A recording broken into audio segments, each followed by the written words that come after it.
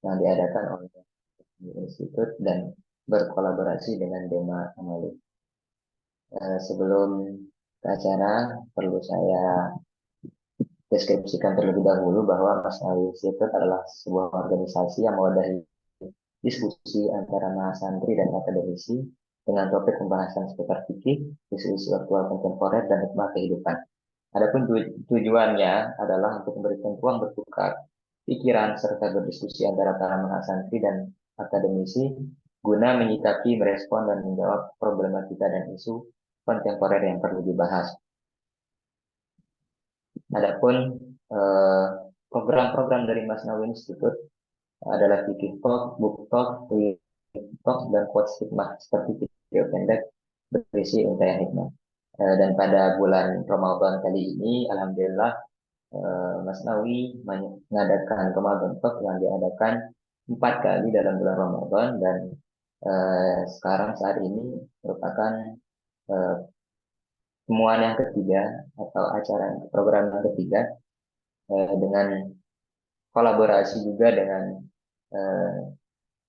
Dewan Asosiasi Mahat Ali Dema Amali Pusat dengan tema kegiatan yaitu fikih zakat. Sebelum kita masuk ke acara talk show-nya,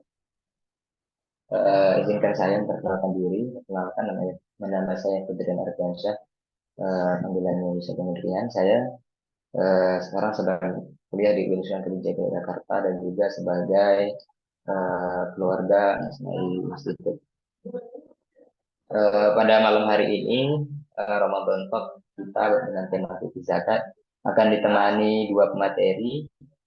Materi pertama adalah Dr. Muhammad Rasulullah MH dari UIN Maulana Malik Ibrahim Malang. Yang kedua adalah Profesor Brian Hamam Vanes DSAG dari Mahat Ali Salafiyah Syafiyah Situbondo.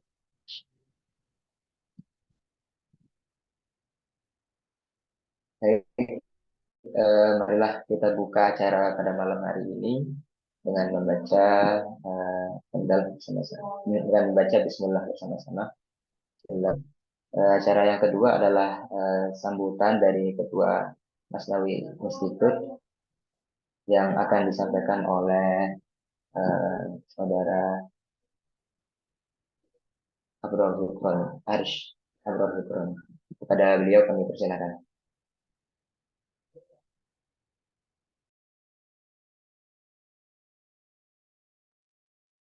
Baik, terima kasih Mas Rian. Assalamualaikum warahmatullahi wabarakatuh. Seperti yang sudah disampaikan oleh Mas Rian tadi, bahwasanya diskusi pada malam hari ini adalah kolaborasi Masnawi Institute. Cek.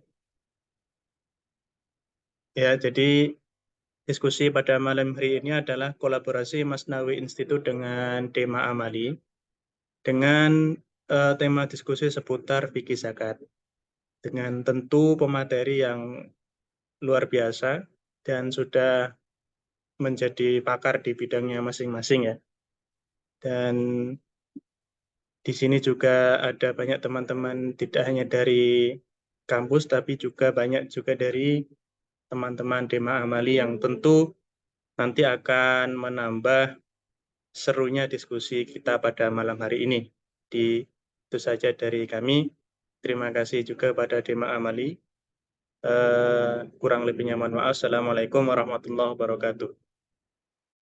Waalaikumsalam warahmatullahi wabarakatuh. Baik, terima kasih yang ucapkan kepada Sabro sebagai ketua Masnawi Institute. Baik, acara yang ketiga adalah acara talk show atau acara inti, di mana kita akan mengulik bersama isu-isu tentang zakat yang selama ini menjadi pertanyaan. Akan tetapi sebelum kita ke acara inti, izinkan saya untuk membacakan CV pemateri yang akan menemani kita pada malam hari ini. Yang pertama adalah Ustaz Muhammad Nasrullah MH. Nama lengkap beliau Muhammad Nasrullah MH. Alamatnya Jalan Sunter Aman FT15, Karang Suko, Pagelaran, Malang. Riwayat pendidikan Madrasah Hidayatul Mubtadi'in, Pondok Pesantren Lirboyo Kediri. S1-nya beliau di UIN Malang, S2-nya pun di UIN Malang. Adapun riwayat organisasi Ustaz Muslimah adalah Musyrik AA, Sekretaris Aswad NU Center PCNU Kabupaten Malang, anggota LBM NU PCNU Kabupaten Malang. Adapun prestasi beliau adalah juara 1 baca kitab nasional Fakultas Syariah dan Hukum di Jakarta. Yang kedua adalah mahasiswa lulusan terbaik di Malang periode 2019. Adapun CV dari narasumber kita yang kedua, materi kita yang kedua, dengan nama lengkap Sabrian Hamam Kanesti, tempat tanggal lahir Padang Panjang 30 Agustus 1999. Alamat beliau Perum Taptausari, Kelurahan Pematang, Tapau, Kecamatan Tenayan Raya, Kota Pekanbaru, Provinsi Riau. Adapun riwayat pendidikan beliau adalah TK Anugerah Pekanbaru, SDN 017 Pekanbaru, MTS Al Munawwarah Pekanbaru, MA Al Munawwarah Pekanbaru, program khusus penangkapan Ponpes Al Munawwarah, Mahat Ali Syafi'iyah Situbondo, Marhalah 1, Mahat Ali Syafi'iyah Situbondo, Marhalah 2. Adapun pengalaman organisasi Berlian adalah Ketua OSIS MTS Al Munawwarah, Ketua Panitia Acara Perayaan Ponpes Al Munawwarah, anggota Departemen Ibadah Santri Ponpes Al Munawwarah, Sekretaris Organisasi Santri Putra Ponpes Al Munawwarah, anggota Departemen Minat Bakat OSIS OSIS MA Al Munawwarah, Ketua Program Khusus Ponpes Al Munawwarah, Koordinator Departemen Ibadah Santri Ponpes Al Munawwarah, pimpinan redaksi buletin Menhajina Ponpes Al Munawwarah, Wakil Ketua LBM atau Lembaga Bahtul Masail Mahat Ali Situbondo, Marhalah 1, anggota Departemen Referensi Buletin Gamis Mahat Ali Situbondo, dan Ketua Umum CSS Mahat Ali Situbondo periode 2020-2021. Adapun pengalaman kerja beliau menjadi tenaga pengajar di MTS Al Munawwarah, menjadi tenaga pengajar di MA Al Munawwarah, menjadi tenaga pengajar di PDF Musto Al Munawwarah, menjadi tenaga pengajar di PDF Kuliah Al Munawwarah. Adapun prestasi beliau sangat banyak sekali, seperti juara umum tingkat madrasah sanawiyah, menjadi delegasi beliau bersama Konfederatul Kutub tingkat nasional Kemenak tahun 2017 di Jepara bidang usul fikih, menjadi delegasi Riau bersama Konfederatul Kutub tingkat nasional PKB tahun 2016 di Jakarta bidang Ihya Ulumuddin, menjadi delegasi Riau bersama Konfederatul Kutub tingkat nasional PKB tahun 2017 di Jakarta bidang Ihya Ulumuddin. Juara 1 Musabaqah Konfederatul Kutub tingkat Provinsi Riau yang diselenggarakan oleh Universitas Islam Riau tahun 2015, juara 1 Musabaqah Konfederatul Kutub tingkat Provinsi Riau yang diselenggarakan Universitas Islam Riau tahun 2016. Baik, mungkin CV dari materi kita cukup saya bacakan. Sebelum kita melangkah ke porsinya, terlebih dahulu mungkin saya menyapa terlebih dahulu Ustadz Nasrullah dan Sabrian, silakan bisa say hello dulu atau on cam.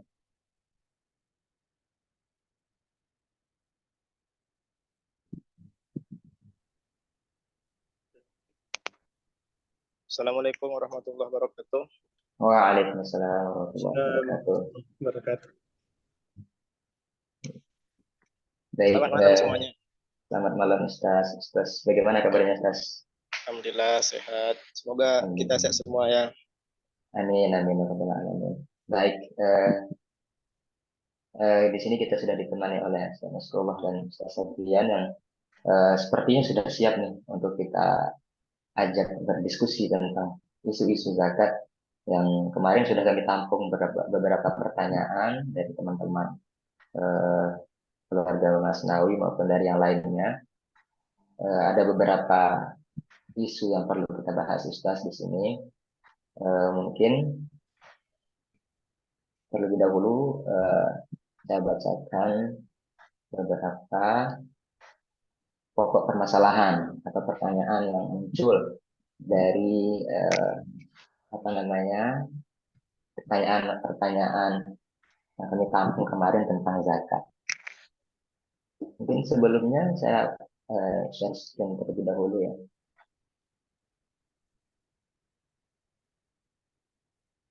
Apakah sudah terlihat?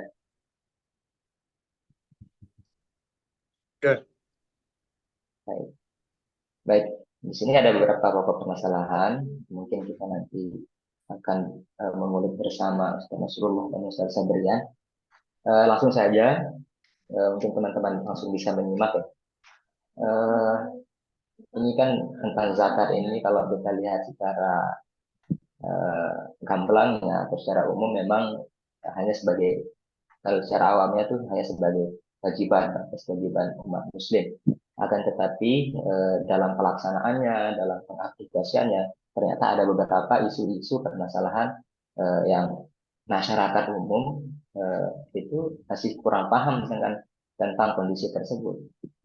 Akhirnya permasalahan-permasalahan yang seperti itu sekiranya masyarakat malah menjadikannya sebagai apa namanya yang tidak diharapkan. Yang penting mereka sudah menganggap zakat itu kewajiban dan sudah bayar zakat sudah selesai. Namun sebenarnya ada beberapa pokok permasalahan atau apa namanya isu-isu dari hukum zakat itu sendiri. Karena itu ada 5 pertanyaan di sini. Mungkin yang pertama adalah eh, apakah anak dari 2 pasangan suami istri yang berbeda agama wajib itu bayar zakat? Ini pertanyaan mungkin secara umum adalah pertanyaan yang out of the box, tidak secara umum ya dipertanyakan. Pertanyaan pertama ini mungkin bisa langsung Ustaz Nasrullah menanggapi. Apakah anak dari 2 pasangan tersebut, 2 pasangan suami istri yang berbeda agama wajib bayar zakat? Sebelum dijawab, mohon maaf Ustaz, mungkin saya lebih menerangkan kembali ya, kayaknya pertanyaan ini terlalu umum. Mungkin yang dimaksud adalah apakah anak yang misalkan apa namanya dia tidak tahu apa-apa, dia apa namanya belum akil balik, masih kecil, terus anak tersebut adalah pasangan dari 2 suami istri yang berbeda agama. Nah, apakah anak tersebut wajib membayar zakat, Ustaz? Mungkin Ustaz Nasrullah terlebih dahulu menjawab.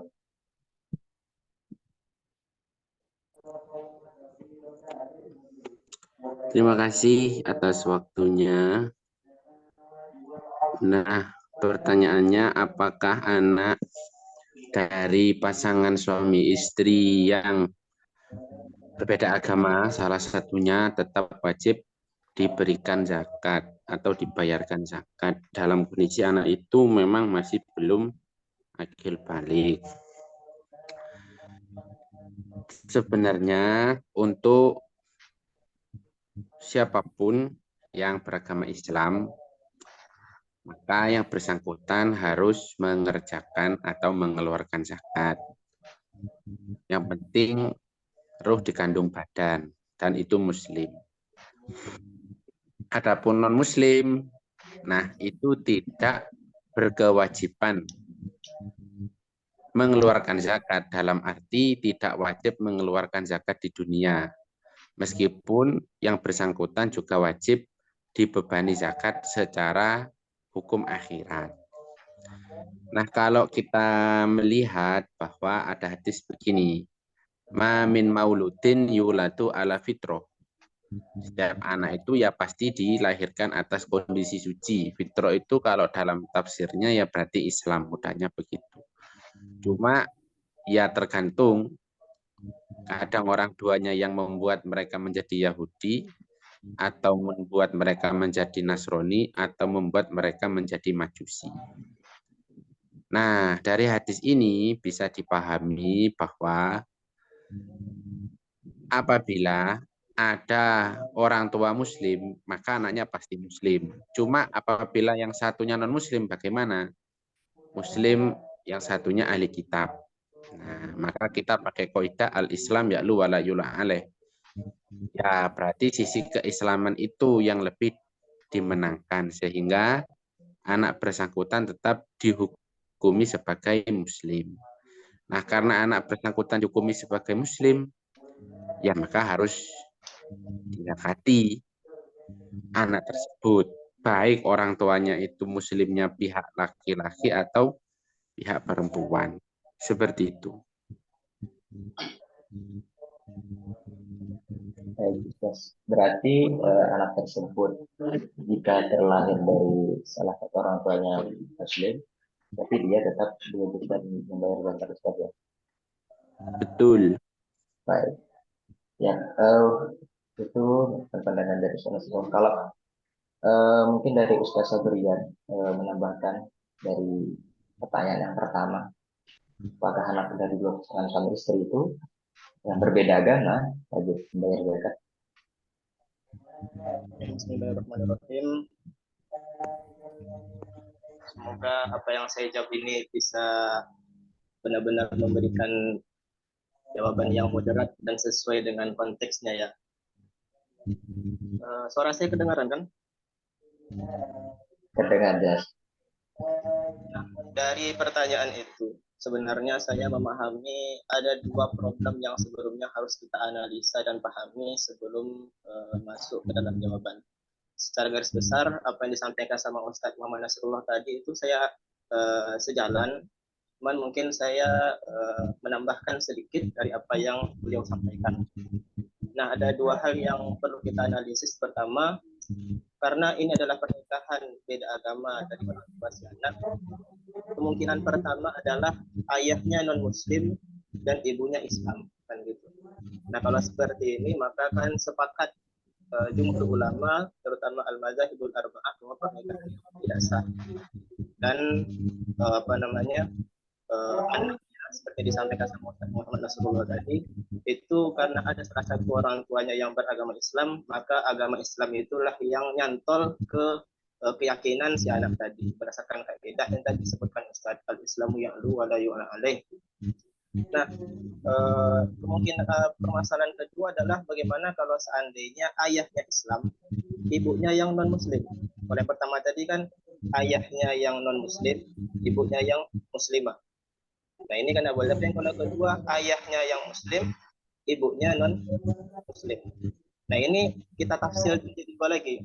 Pertama, ibunya itu non-muslim tapi ahlul kitab. Yang kedua, ibunya non-muslim dan bukan ahlul kitab. Kalau ibunya itu non-muslim dan ahlul kitab, ini nggak ada problem, nggak ada masalah, karena anaknya itu lahir dari jalur yang jelas. Tapi kalau seandainya, dan diakui oleh Islam nasabnya, tapi kalau seandainya begini, ayahnya itu Islam, ibunya non-muslim dan bukan ahlul kitab, ini kan berarti ada pernikahan beda agama yang dilarang oleh Al-Quran di dalam surah Al-Baqarah ayat 221 itu kan. Wala tu'tul musyrikati hatta yu'min. Nah, kalau seandainya pernikahan yang terjadi itu adalah pernikahan yang tidak dilegalkan oleh agama, ini berarti kan jatuhnya adalah sama seperti perzinaan. Anaknya berarti adalah anak zina. Nah, ini jadi problem juga. Apakah anak zina itu wajib zakat fitrahi? Ini kalau konteksnya zakat fitrah kan. Apakah wajib zakat fitrahi orang tuanya? Nah, ini dua problem yang saya analisis dari soal ini. Oke, kemudian akan saya jawab satu persatu. Permasalahan pertama tadi ketika ayahnya itu kafir dan ibunya itu muslim, anaknya muslim. Nah, ini kan memang anaknya juga jatuhnya sama seperti anak zina juga kan. Tapi yang menjadi permasalahannya pertama kali adalah ayah yang kafir ini apakah punya kewajiban untuk membayar zakat anaknya? Anaknya muslim. Nah, apakah ayahnya yang kafir ini wajib membayarkan zakat anaknya karena ayahnya kan yang punya kewajiban untuk menafkahi? Sesuai dengan hadis Nabi juga yang saya dapat dari kitab Al-Hawil Kabir, katanya Imam Al-Mawardi, addu zakat al-fitri amman tumawinun. Tunaikanlah zakat untuk orang-orang yang kamu tanggung nafkah. Nah, cuman ini secara umum hadis ini mengenai manusia secara umum, baik itu muslim ataupun non muslim.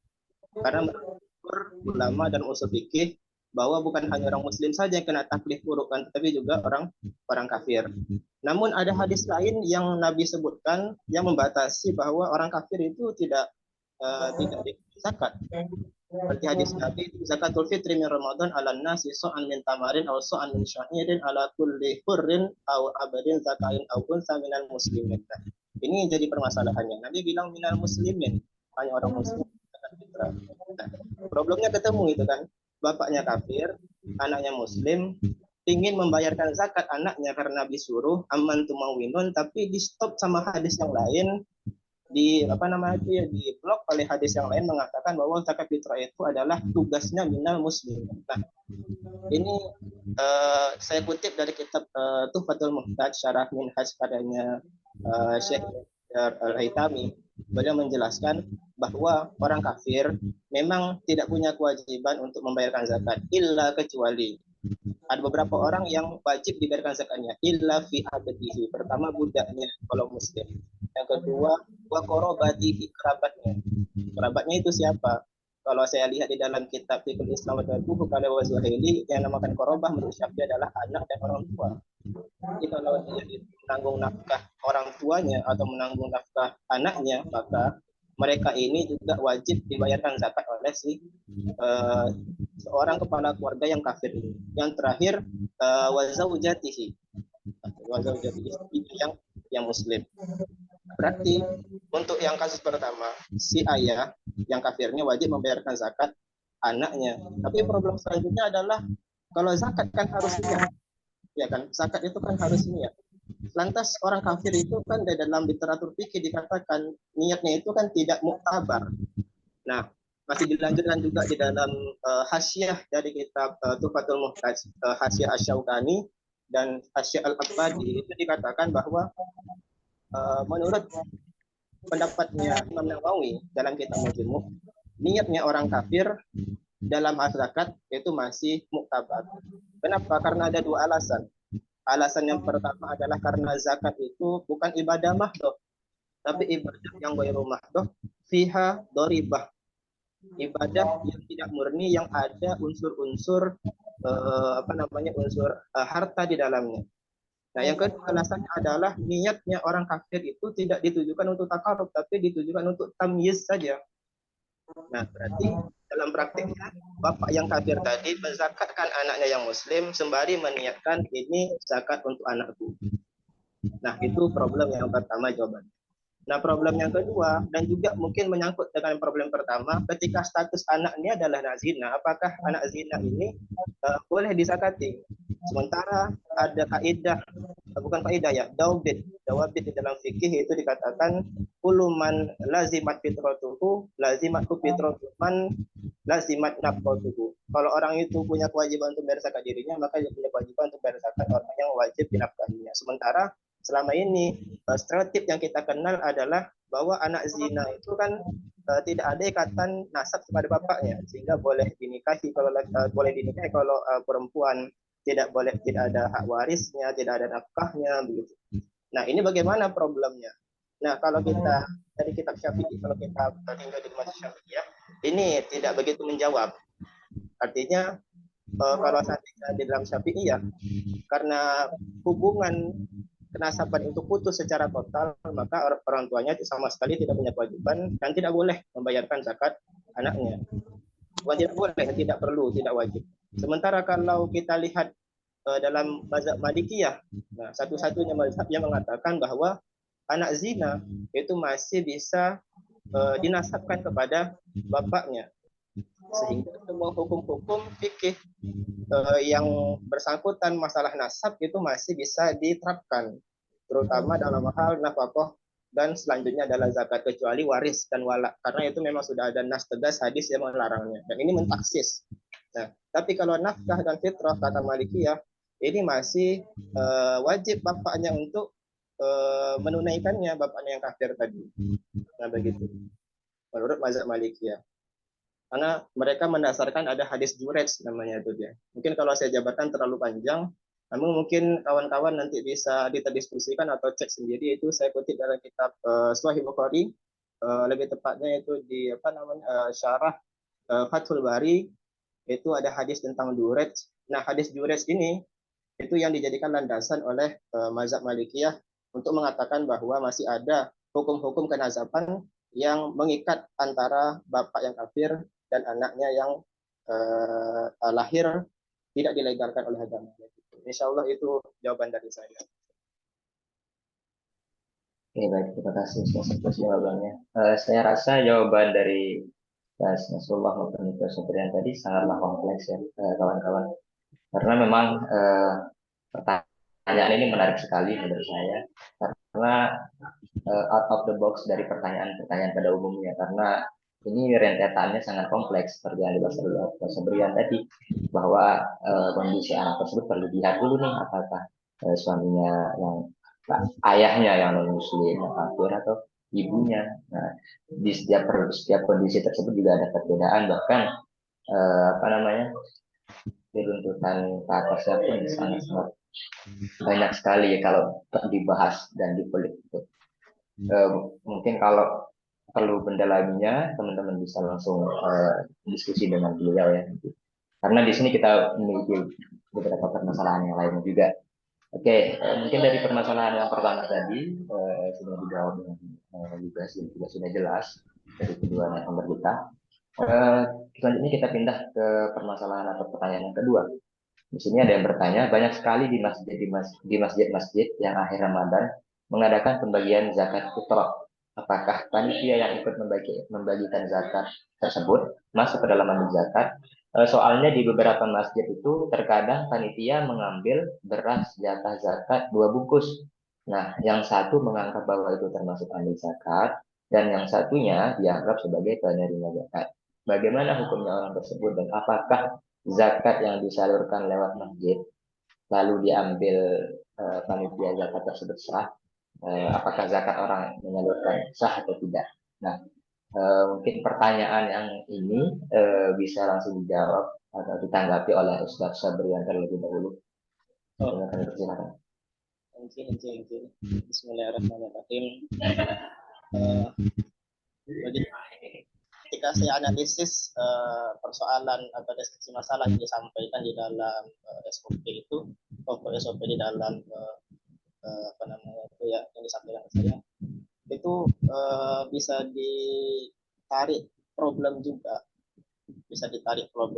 Setidaknya ada 2 problem yang harus kita kupas terlebih dahulu. Yang pertama adalah bagaimana sebenarnya status panitia zakat.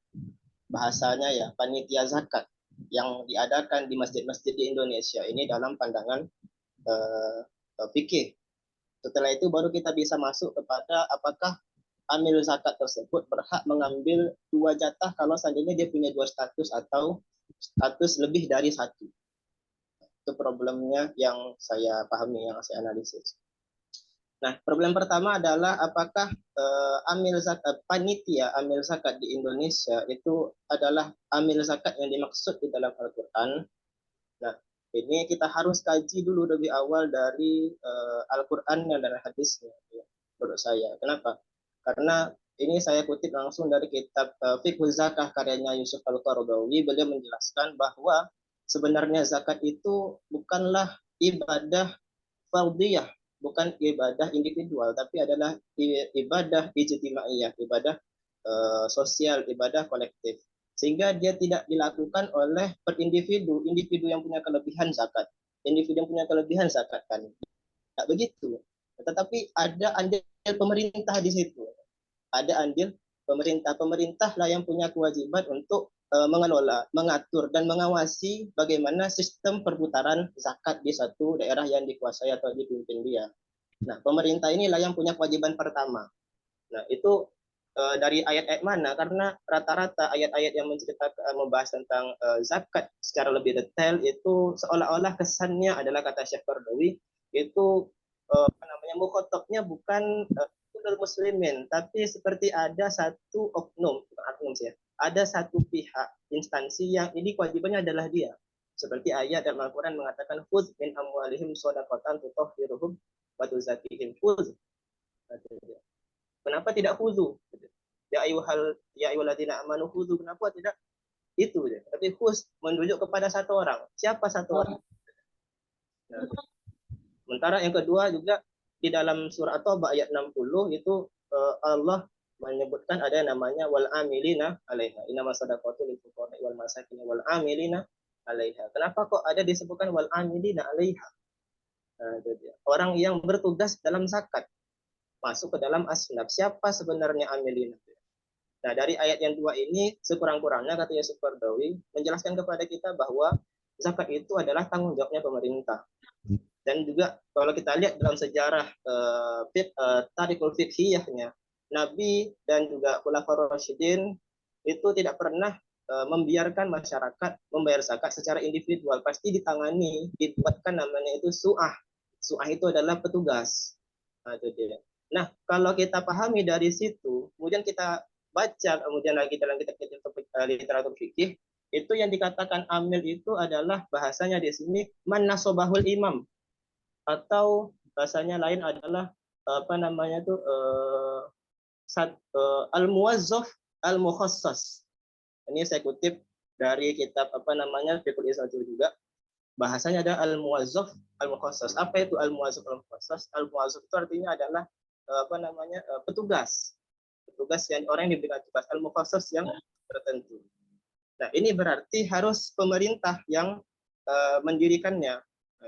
Pemerintah mendirikannya. Bahkan kalau karena saya kutip dari kitab-kitab modern, kalau kita lihat dari kitab yang sedikit lebih klasik, ini mungkin kitab yang lumrah dipakai oleh santri-santri Indonesia, kitab I'anatul Talibin.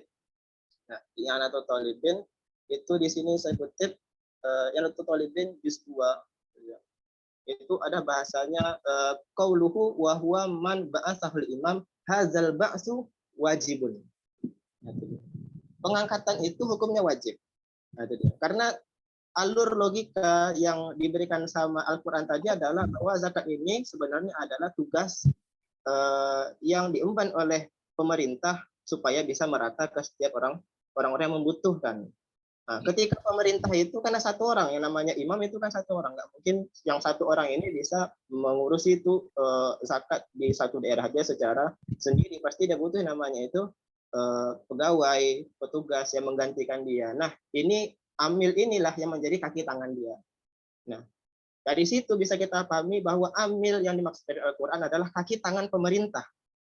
Nah, kalau kita masukkan ke dalam konteks Indonesia, sebenarnya yang masuk amil itu ada 3. Ini saya buatkan satu bagannya.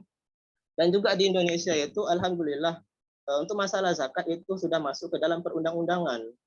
Tidak apa namanya itu tidak dibiarkan mengambang, karena kan banyak masih di Indonesia ini problemnya adalah hukum-hukum syariat yang belum diundang-undang. Tapi ada beberapa yang sudah diundang-undangkan seperti masalah pernikahan, diantaranya adalah masalah zakat. Nah, ini ada 3 apa namanya itu 3 apa namanya istilahnya perangkat dalam perundang-undangan di Indonesia yang menjadi landasan aturan untuk berzakat di Indonesia. Pertama, Keputusan Menteri Agama Republik Indonesia nomor 373 tahun 2003 tentang pelaksanaan Undang-Undang nomor 38 tahun 1999 tentang pengelolaan zakat. Yang kedua adalah Undang-Undang nomor 23 tahun 2011 tentang pengelolaan zakat. Yang ketiga adalah Peraturan Pemerintah nomor 14 tahun 2014 tentang pelaksanaan Undang-Undang nomor 23 tahun 2011 pasal 78. Berarti ada satu keputusan Menteri Agama, satu peraturan pemerintah, dan satu undang-undang. Nah, berdasarkan dari 3 perangkat perundang-undangan ini, itu bisa ditengok di dalam bagan, itu menghasilkan 3 lembaga yang diakui.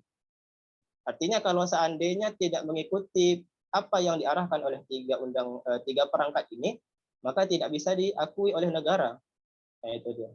Nah, kalau untuk bisa lihat, yang pertama itu adalah Basnas.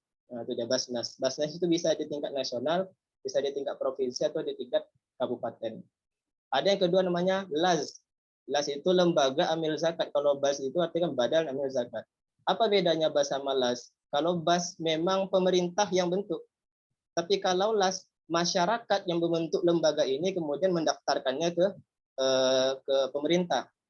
Nah, itu jadi beda dari siapa yang membuat, tapi pada akhirnya sama-sama berada dalam administrasi pemerintahan. Yang ketiga itu baru namanya panitia amil zakat yang biasa diadakan di masjid-masjid. Nah, panitia amil zakat yang diadakan di masjid-masjid ini itu bisa diakui secara pemerintahan atau dia itu berada di bawah administrasi pemerintah kalau dia melaporkan ke KUA. Nah, ini kan kadang permasalahannya adalah banyak, ya. Saya tidak mengatakan secara khusus dan juga bukannya tanpa data.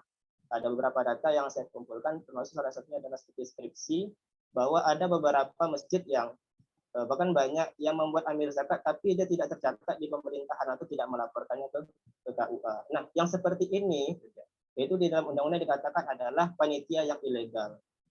Panitia yang ilegal. Panitia ilegal, maka konsekuensinya bagaimana? Maka dia itu tidak dibenarkan melakukan pengelolaan zakat dan harus membubarkannya dan tidak boleh beroperasi lagi sama sekali kalau seandainya diketahui oleh pemerintah. Nah, dari sini bisa kita pahami sinkronisasi antara kontekstualisasi zakat di Indonesia, amil zakat di Indonesia dengan hukum di fikih, bahwa kalau amil zakat panitia zakat yang diambil ke masjid itu tidak tidak tercatat secara administrasi di KUA, maka itu adalah amil zakat yang ilegal.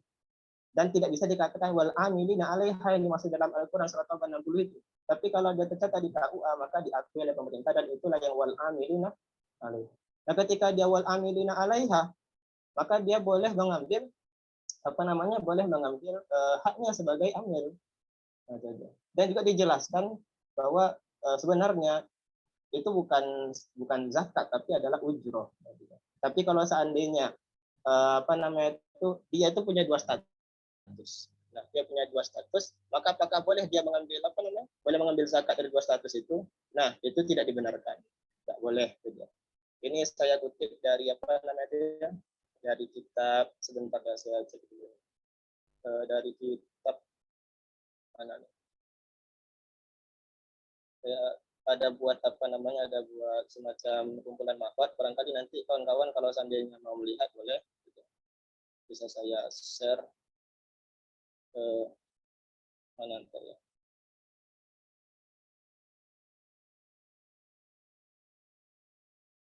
Ini agak panjang juga saya buat mahfadnya ini. Nah, ini dia. Dalam kitab Al-Ghurarul Bahiyah fi Syarhil Bahjatil Wardiyah. Wala yu'ta wahidun min zakatin wahidatin nasibaini liwasfai mustahiqin. Tidak boleh diberikan kepada satu orang dua bagian karena dia punya dua status. Nah, ini nggak boleh. Berarti kalau seandainya seperti yang dideskripsi masalah tadi, dia tidak boleh dan tidak dibenarkan untuk mengambil dua bagian. Hanya boleh mengambil satu bagian. Kalau dia adalah amil zakat, ambil zakat. Dan kalau dia adalah orang fakir, pilih mau mengambil yang mana. Yang mana menurut dia yang paling bagus. Sekali lagi ini saya tekankan, ini kalau dia adalah wal amilina 'alaiha seperti dalam Al-Qur'an. Tapi kalau dia bukan wal amilina 'alaiha, apakah perbuatan orang itu bisa dibenarkan? Nah, di dalam fikih dia tidak sebagai amil, tapi dia sebagai wakil. Nah, ini beda. Dia tidak sebagai amil, tapi sebagai wakil. Dan taukil zakah dibolehkan. Taukil zakah dibolehkan. Dan apa yang diambil dia itu adalah ujroh bahasanya. Tapi namanya ujroh itu harus dibuatkan semacam kesepakatan sejak awal. Nah, semacam kesepakatan awal berapa ujroh yang harus diberikan kepada ambil ini secara bertugas, tidak boleh diambil secara sesuka hatinya saja. Harus ada kesepakatannya sejak awal dan juga harus diketahui oleh wakil-wakilnya, karena wakilnya adalah bosnya. Nah, itu mungkin itu aja yang bisa saya sampaikan.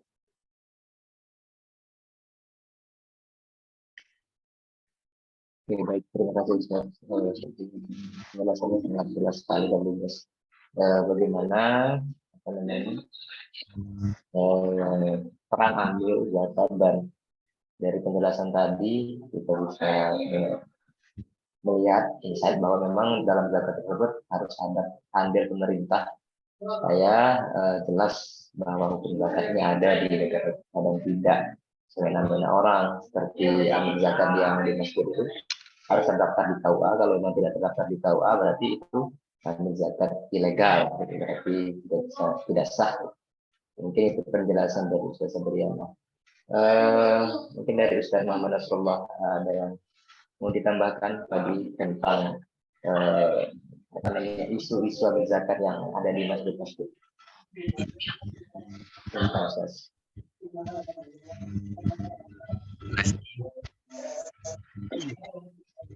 Sebenarnya istilah amil dalam fikih itu kalau dibaca di kitab lebih cenderung ke amil di bidang di luar zakat fitrah,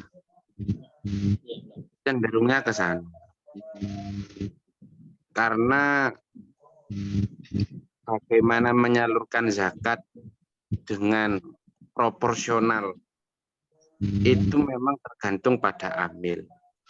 Sementara kalau pekerjaan amil yang sifatnya tahunan, yang sering terjadi di masjid-masjid hanya untuk mengurus zakat fitrah, itu sebenarnya bukan amil yang menjadi prioritas dalam kitab. Karena kalau kita bicara amil dalam kitab, amil itu yang menentukan bagaimana cara mengentaskan kemiskinan, bagaimana mengentaskan kefakiran, bagaimana mencukupi kebutuhan pasukan perang, bagaimana bisa mensukseskan visi menguatkan keimanan mu'alaf, lalu bagaimana mencukupi Ibnu Sabil, dan lain sebagainya. Apalagi ada ghorim. Bagaimana cara mengalkulasi hutang yang harus ditutup menggunakan dana zakat. Sehingga dari sini menurut saya, amil tahunan yang biasa terjadi di masjid-masjid itu, saya tidak bicara teoritis ya, tapi saya bicara praktis. Mestinya itu tidak layak lah untuk mengambil zakat kecuali yang bersangkutan memang berstatus fakir atau miskin. Karena memang tujuannya zakat fitrah itu ya agar tidak ada orang yang minta-minta ketika hari raya. Hari raya itu kan hari yang spesial, hari yang istimewa, hari di mana kebahagiaan umat Islam terjadi, masa ada yang minta-minta. Itu kan, sehingga kalau kita melihat proses seperti itu, mestinya amil-amil itu tidak perlulah mestinya untuk mengambil beras, padahal yang bersangkutan mampu secara finansial. Nah, itu yang sebenarnya perlu ditekankan di masyarakat, karena yadul ulya khairun min yadis sufla. Mental kaya itu ya, itu jauh lebih bagus daripada mental miskin. Mental miskin itu bisa terjangkiti kepada orang kaya. Banyak orang itu korupsi itu karena mentalnya miskin. Tapi banyak orang-orang itu miskin-miskin tapi mentalnya kaya, berani sedekah besar-besaran. Pantes Kanjeng Nabi itu dawuhnya sabaqo dirhamun mi'ata alfi dirhamin. Ada 1 dirham itu lebih berharga daripada 100.000 dirham. Karena yang 1 dirham itu dikeluarkan oleh miskin yang mentalnya kaya. Nah, kalau kita merujuk dalam kondisi praktis seperti itu, mestinya amil-amil zaman sekarang itu, baik amil itu mendapatkan legislasi dari pemerintah atau tidak, sudah semestinya berpikir lebih terbuka untuk tidak mengambil apabila yang bersangkutan memang sudah cukup secara finansial. Diniati saja untuk membantu orang-orang, itu sudah dapat pahala banyak. Ngapain mental miskin ngambil-ngambil kotoran orang, itu kan kotoran semua yang diambil. Nah, kalau mau lebih lanjut lagi ya, sebenarnya dalam hal-hal yang sifatnya perayaan, festival atau kebahagiaan dalam Islam itu pasti diselingi dengan yang namanya bagi-bagi. Di Idul Fitri itu pasti bagi-bagi makanan pokok berupa beras. Kalau di Indonesia, kalau hari raya Idul Adha itu bagi-bagi, tapi bagi-baginya berupa daging. Nah, ulama kita itu sangat bijak, dan di perayaan kebahagiaan kelahiran Nabi atau Maulid Nabi itu bagi-baginya buah, karena makanan pokok sudah selesai, daging-daging selesai, ya sekarang waktunya bagi-bagi buah. Bahkan di waktu-waktu festival dan kebahagiaan yang lain, misal itu ada yang membuat jenang, itu kalau teruan. Itu memang prinsipnya begitu. Kalau sampean itu bahagia, jangan lupa untuk bagi-bagi. Tahadud binikmah, syukurlah begitu. Bahkan bukan hanya kebahagiaan, bahkan dalam hal kesedihan pun juga digunakan untuk bagi-bagi. Orang sakit, guna sedekah, untuk tabul bala. Sehingga bagi-bagi itu cenderung berlaku umum, bukan hanya untuk dalam kondisi bahagia maupun di luar kondisi bahagia. Nah, kalau mau merujuk dari kitab fikihnya terkait double status itu nanti sampean bisa lihat ya. Ada 4 madhab pendapat terkait double status. Misal ada orang miskin plus dia itu amil. Apakah boleh ngambil double atau tidak? Itu ada 4 madhab dalam Syafi'i sendiri. Mengingat madhab itu muncul dari ulama ashab. Ulama ashab pasca Syafi'i. Ada yang mengatakan tidak boleh secara mutlak, ada yang mengatakan boleh mengambil keduanya karena kaidahnya idza wujida sabab berarti wujidal hukmu, kalau ada sebabnya berarti boleh. Yang kedua, ya kalau ngambil langsung nggak boleh, tapi kalau ngambil berurutan boleh. Misal mencukupi untuk kebutuhannya dulu, untuk yang miskin dulu, baru kemudian ambil dulu boleh. Tapi kalau yang ketiga itu lebih dibagi lagi, yang keempat ya.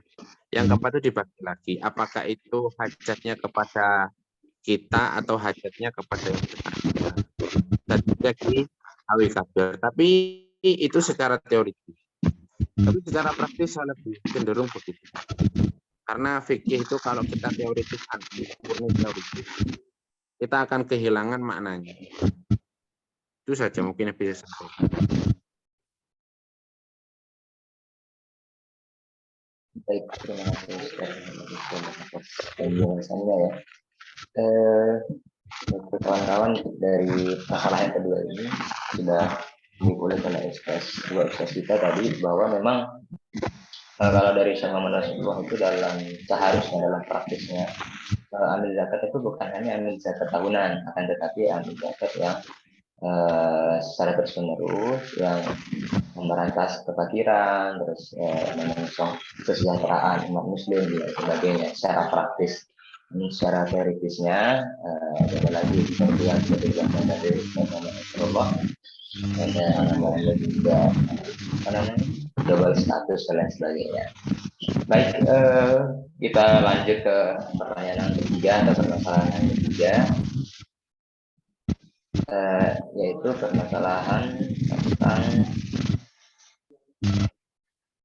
bagaimana zakat anggota keluarga dilakukan oleh istri atau anak perempuan.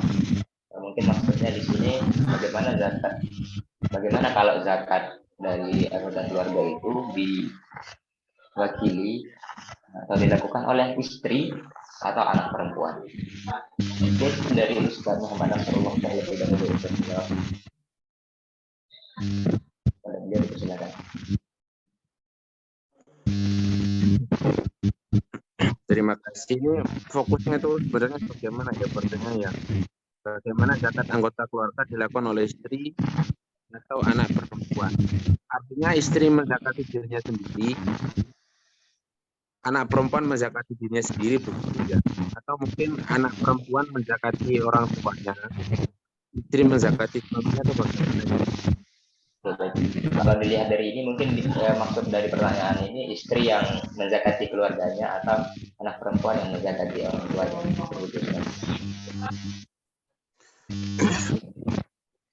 Nah, sebenarnya kita tidak perlu terjebak dalam, saya sering begini, dalam fikih kita tidak perlu terjebak dalam teori fikih, karena fikih itu sebenarnya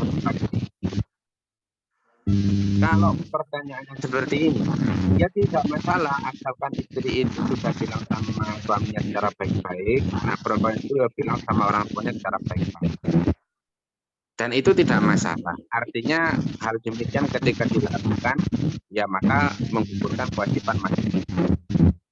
Tapi kalau kita mau bicara ke teoritis, ya akan terbentur di masalah niat dan tidak. Sebenarnya kita menzakati orang lain tanpa ada pengetahuan yang bersangkutan itu kan terbentur masalahnya. Terus bagaimana yang dizakati kan? Nah kalau menurut saya kita selesaikan aja secara baik-baik. Kalau memang dizakati oleh istri atau anak perempuan ya secara baik-baik sama keluarganya, zakati sendiri sama mereka itu selesai. Ya mungkin begitu saja.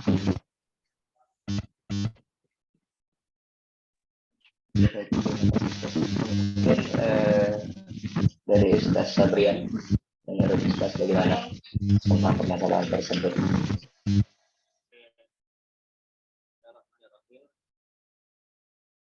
Kita sebelumnya sama sih saya seperti Ustaz Muhammad Nasrullah.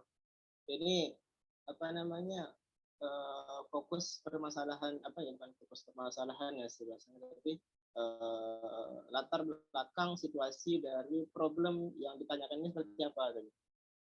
Sebenarnya kenapa kok tiba-tiba istrinya itu yang menanggung zakat keluarganya? Kenapa kok bisa tiba-tiba anaknya yang perempuan menanggung zakat keluarganya gitu. Dan juga ketika dibilang apa namanya itu ya, istri atau anak perempuan menanggung zakat keluarganya itu kan kita harus tahu dulu apakah keluarganya itu wajib dizakati atau tidak, wajib zakat atau tidak, kan gitu. Karena saya kembali kepada kaidah dobit fiqhiyah tadi, yang mengatakan kullu man talzamu fitratuhu talzamuhu fitratu man talzamu nafaqatuhu gitu kan. Orang boleh orang punya kewajiban untuk menzakati orang lain kalau orang lain tersebut wajib dinafkahi dia. Gitu. Jadi kalau orang lain itu tidak wajib dinafkahi dia, berarti dia tidak punya kewajiban untuk menzakat fitrahnya, gitu, membayarkan zakat fitrahnya. Gitu. Nah ini saya masih belum paham sebenarnya latar belakang seperti apa, tapi saya coba jawab dari teoritisnya ya, karena kalau saya sepertinya dari segi praktisnya, tapi kalau saya coba menjawab dari segi teoritisnya, jadi biar ada apa namanya, biar ada warna yang berbeda kan itu, warna berbeda juga, biar ada nanti yang didiskusikan gitu kalau teori kan. Nah pertama untuk masalah istri dulu. Istri itu membayarkan zakat keluarganya itu kenapa gitu? Kenapa kok tiba-tiba si istri itu membayarkan zakat keluarganya, maksudnya suaminya itu kan, suaminya atau anak-anaknya begitu. Nah ini apakah karena si suaminya itu nggak kerja, dia miskin gitu dia, cuman istrinya yang kerja, jadi istrinya itu berposisi jadi kepala keluarga. Apakah karena itu makanya si istri yang membayarkan zakat fitrah keluarganya? Atau sebenarnya begini, suami istri ini sama-sama kerja, sama-sama mampu, tapi si istri bilang ke suaminya, bang, saya mau bayarkan zakat keluarganya tahun ini, boleh? Nah, itu dia. Nah, ini dari beda latar belakang, ini beda pula nanti penyelesaiannya. Nah, untuk pertama, kalau seandainya kenapa penyebab dari istri itu membayarkan zakat fitrah keluarganya ada karena si suami tidak mampu, maka sebenarnya si suami itu tidak punya kewajiban bayar zakat karena dia nggak mampu gitu. Ini saya apa namanya itu ya, meskipun istrinya itu mampu, meskipun istrinya mampu, bahkan ketika suaminya tak mampu tapi istrinya mampu, keluarga itu tak punya kewajiban untuk bayar zakat. Kenapa? Karena kepala keluarganya adalah si suami. Nah, ini saya dapatkan dari kitab Fiqhul Ibadah Asy-Syafi'i. Itu dikatakan wa idza kana zawju mu'siran fala fitrata alaihi wala ala zaujatihi wa kanat musirah. Saya fokusnya ke Syafi'iyah ya, enggak melebar ke yang lain, takutnya kalau melebar ke yang lain apa namanya itu ya, diskusi ini terlalu jauh gitu kan. Karena memang di Indonesia ini kan Syafi'iyah rata-rata ibadah. Kalau suaminya itu sulit, maka suami itu tidak punya kewajiban untuk bayar fitrah, begitupun istrinya. Walau kanat musirotan, meskipun istrinya itu kaya. Kalau punya kewajiban zakat, kenapa istrinya berzakat? Itu dia. Kan kalau tidak ada kewajiban, apa yang mau dilakukan dia? Ini kan bukan ibadah, bukan mandi-mandi aja namanya. Nah, itu konteks pertama. Apa itu latar belakang pertama? Tapi kalau latar belakang kedua, sama-sama mampu ini, tapi istrinya itu karena mungkin tahun ini dapat bonus atau THR besar dari kantornya, itu bilang ke suaminya, bang, saya mau syukuran, saya bayarkanlah zakat fitrah dari untuk keluarga ini ya, gitu. Diizinkan sama suaminya, iya misalnya, atau nggak diizinkan sama suaminya, nggak usah deh, biar abang aja. Nah ini beda lagi gitu ya. Nah ketika dalam kondisi seperti ini, dalam kondisi seperti ini, karena keluarga ini punya kewajiban zakat karena sama-sama yasar, sama-sama mampu. Gitu. Nah ada namanya, saya menarik karena saya mengutip dari pendapatnya Syekh Muhammad Al-Ghazali. Syekh Muhammad Al-Ghazali ini, beliau mengatakan begini, seseorang punya kewajiban membayar zakat orang lain itu akan ada dua sebab. Pertama karena nasab, yang kedua karena sebab, faktor yang bukan nasab. Nah, istri ini wajib dibayarkan zakat oleh suaminya karena faktor sebab, bukan faktor nasab. Nah, ketika penyebab suami itu wajib membayarkan zakat istrinya karena sebagai istri, karena sebab eksternal bukan karena nasab. Ini di dalam kitab Al-Hawil Kabir dikatakan landasan dari kewajibannya si suami membayarkan zakat si istri itu namanya muawadoh. Itu dia. Landasan atau wajuhun yang terjadi antara mereka berdua sehingga si suami wajib membayarkan zakat si istri itu adalah muawadoh. Muawadoh itu artinya apa? Tukar menukar. Kok bisa tukar menukar? Ya karena ya saya mohon maaf ini kalau dalam Syafi'iyah kan hubungan kekeluargaan itu antara suami istri kan muawadoh. Ya kan? Si istri kalau tidak mau menurut suami nggak wajib bayar nafkah. Kata dia. Suami kalau nggak bayar nafkah, si istri mohon maaf, boleh nggak ngasih jatah? Itu kan dia. Artinya kan hubungannya bahasanya kalau kata guru saya itu dia, saya nggak usah sebutnya. Kalau dalam Syafi'iyah ini kalau kita baca fikih hubungan kekeluargaan itu sifatnya materialistis itu dia. Kalau suami nggak ngasih, saya nggak wajib ngasih. Kalau kamu ngasih, saya ngasih. Itu makanya kata Adil Al-Kabir itu hubungannya muawadoh karena ada muawadoh itu. Nah, si suami punya tanggung jawab untuk membayarkan zakat si istrinya. Nah, ketika landasannya muawadoh, maka si istri boleh membayarkan zakat keluarganya kalau minta izin sama suami dan diizinkan. Kalau nggak diizinkan nggak boleh. Nah, itu dia. Karena muawadoh. Oh, saya tidak mau loh dibayarkan zakatnya. Kamu nggak usah bayar zakatnya. Kenapa? Ya karena muawadoh tadi. Karena pasti ada nanti timbal balik. Nah, itu dia. Apa yang diberikan si suami pasti ada timbal baliknya. Apa yang diberikan istri pasti ada timbal baliknya. Ketika suami nggak mengizinkan, ya kan sama seperti jual beli. Kalau pembeli itu minta sesuatu dan siapa memberikan satu hak, pasti ada timbal balik dari si penjual. Dan kalau penjualnya nggak mau kan tidak terjadi. Dan itu juga katanya. Kalau diizinkan suami baru boleh. Nah, itu kalau kalau hubungannya suami istri. Ya. Maka kita selanjutnya anak perempuan. Nah, anak perempuan ini itu masuk ke dalam kategori nasab. Nah, itu dia. Anak perempuan pada dasarnya wajib dizakat fitrahi oleh bapaknya ketika dia belum bersuami. Itu karena hubungan nasab, karena kekerabatan, walad, ya kan? Atau al-furu sebagai anak gitu. Nah, kalau seandainya penyebab bapak itu wajib bayar zakat si anak ini karena nasab, maka beda wajuhunnya. Beda landasan yang menghubungkan mereka, bukan muawadoh tapi namanya muasah.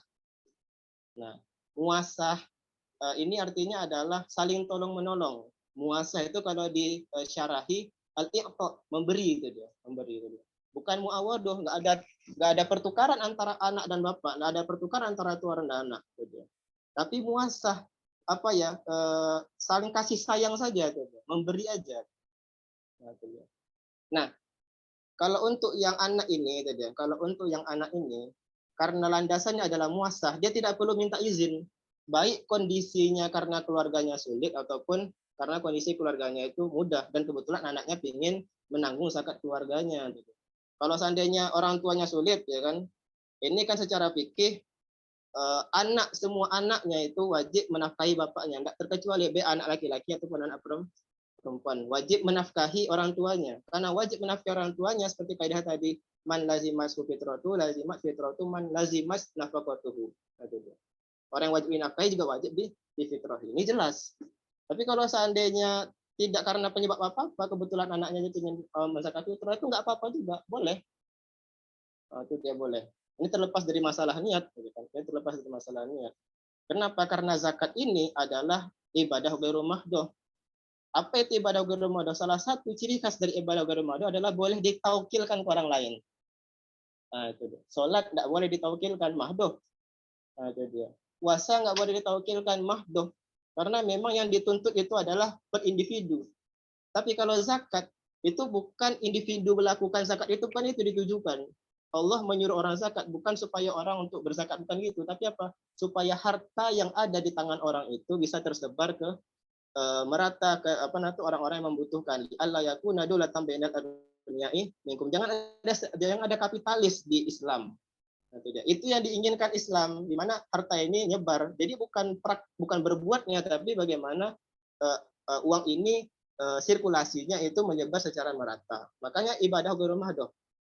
Ibadah ghairu mahdoh ini kalau dalam kitab ushul fikih karya Pak Khalaf itu ketika pembahasan tentang hakullah dan hakul adami itu mengatakan boleh dilakukan oleh orang lain, ditaukilkan kepada orang lain. Itu dia. Makanya si anak perempuan itu boleh-boleh saja dia itu apa namanya itu ya, ibaratnya kayak membantu orang tuanya lah, Pak, tahun ini biar saya yang bayarkan zakat Bapak karena saya sayang sama Bapak, tuh dia. Tapi nggak perlu minta izin, nggak minta izin pun nggak apa-apa.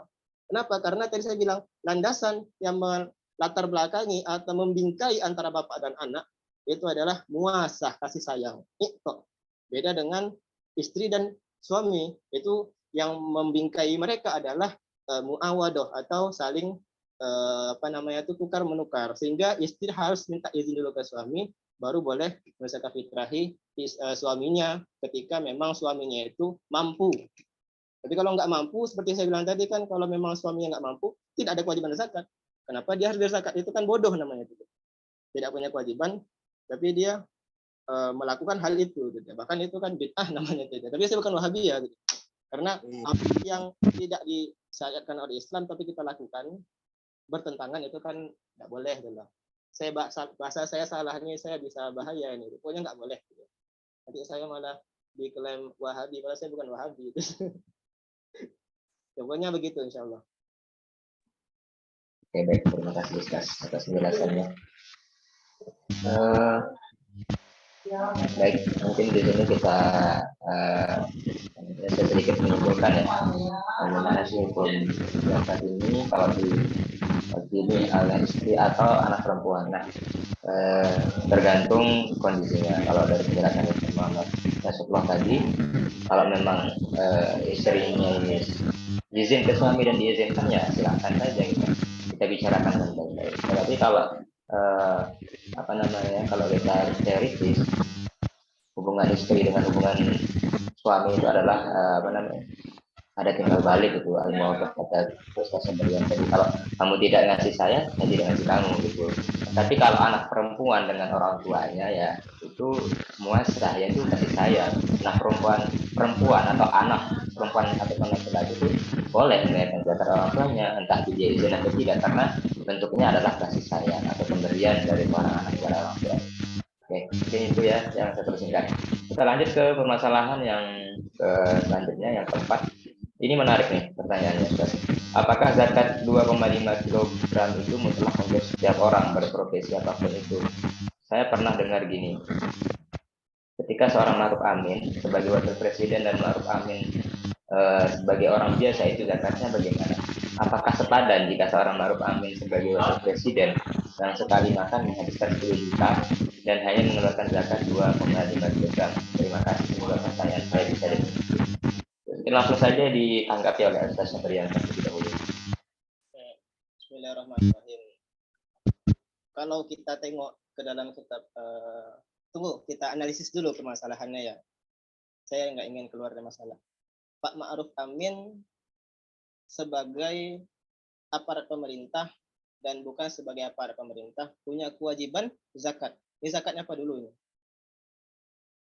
Ini zakat apa dulu ini? Ini zakat fitrah. Iya, karena kan di sini dia menyebutkan zakat 2,5 kg. Oh, 2,5 ini berarti zakat? Sepertinya yang dimaksud zakat fitrah. Zakat fitrah, oke ya. Zakat fitrah. Ini kalau zakat fitrah ya, soalnya nggak dijelaskannya secara umum juga. Zakat fitrah. Karena 2,5 gram ini, 2,5 gram ya, 2,5 gram itu kan hasil konversi kan, hasil konversi. Karena apa namanya? Karena Nabi kan tidak menyebutkan 2,5 gitu kan. Nabi kan tidak pernah menyebutkan 2,5. Nabi kan cuma menyebutkan ya so'an, satu sok gitu. Nah, kalau kita melihat dalam apa namanya konversi ulama itu beda-beda. Syafi'iyah 2,5. Tapi pas kalau sok itu ya, sok itu kalau dikonversikan ke dalam apa namanya itu satuan internasional dalam bentuk berat itu memang 2,5. Tapi kalau Hanafi itu kalau nggak salah 3. Nah, jadi 3 kilogram itu dia. Nah, ini berarti kan adalah permasalahan konvers kalau kita nyorotnya kepada apa namanya itu gram atau kilogram ya kan. Nah, karena ini ada permasalahan konversinya atau apa namanya itu ya, perubahan satuan.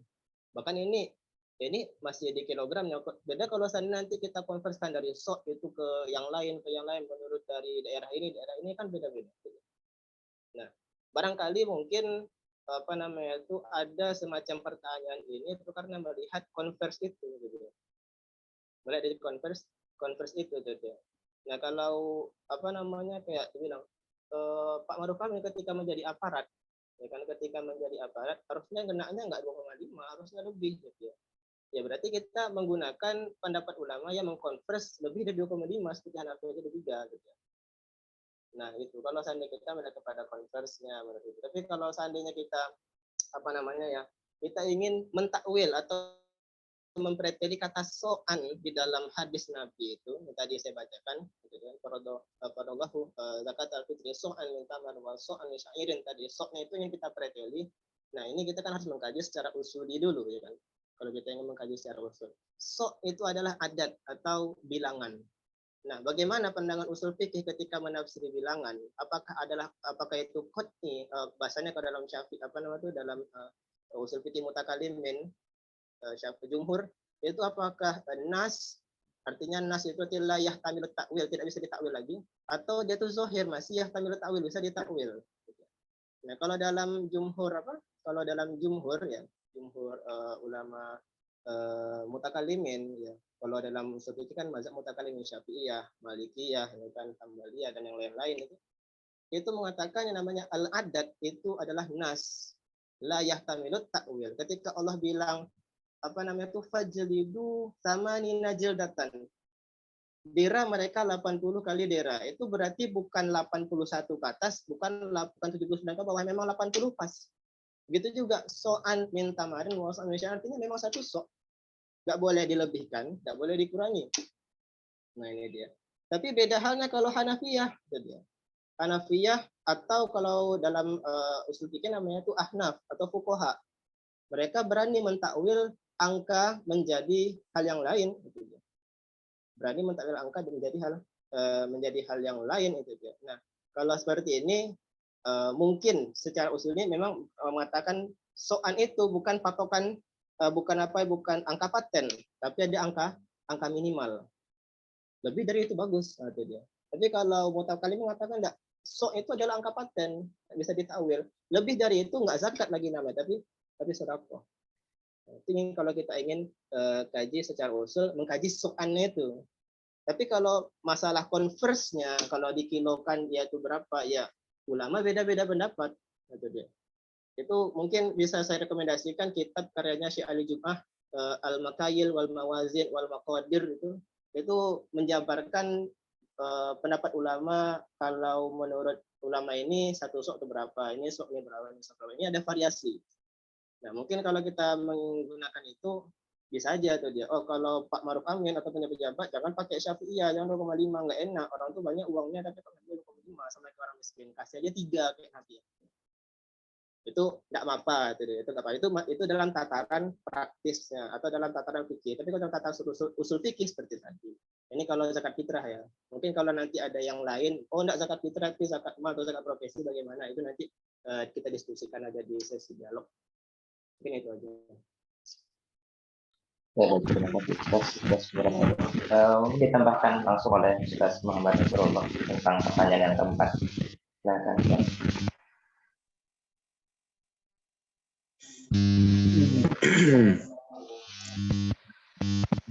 Yang keempat itu yang disampaikan ke Ma'ruf Amin ya. Beliau sudah bicara apa? Jadi kita sebagai fuqaha kita sudah tidak boleh bicara teori lagi ya. Karena fikih itu kalau berhenti di teori ya sudah selesai. Tapi kita sudah semestinya melihat yang namanya praktisasi fikih atau fikih dibumikan. Nah, yang dia sampaikan oleh Kiai Haji Ma'ruf Amin bahwa beliau itu melihat motivasi dari itu adalah agar tidak ada lagi orang yang meminta-minta pada saat hari raya. Motivasinya kan sehingga siapapun yang bisa melakukan motivasi ini dengan skala yang lebih luas, dengan manfaat yang cakupannya lebih lebar, itu justru lebih diutamakan. Nah, makanya beliau mengatakan, ya beliau sudah paham kalau zakat itu ya cuma segitu, porsinya ya segitu. Tapi kalau kita melihat porsi dari orang miskin itu terlalu banyak, dan mereka juga butuh untuk disantuni, apakah kita tetap mau menggunakan porsi 2,5? Kan yang mestinya perlu untuk dirubah lagi. Kan begitu. Misalnya, Mas Niam itu kaya raya. Kalau Mas Niam kaya raya, masa mengeluarkan cuma 2,5 kan ya kurang pantas. 2,5 kan hanya untuk satu dari orang.